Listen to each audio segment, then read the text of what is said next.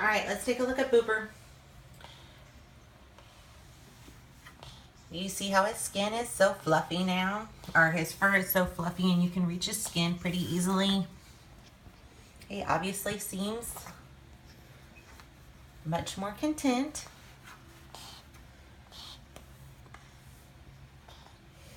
I cleaned out his ears.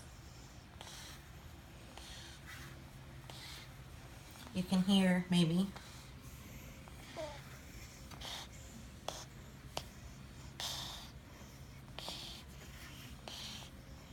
He still has allergies, wheezing, respiratory issues, but this is a big difference between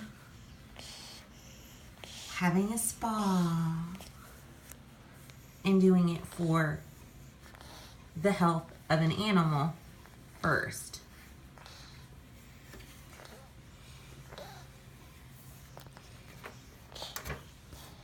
Right, Boop? Come on, Booper.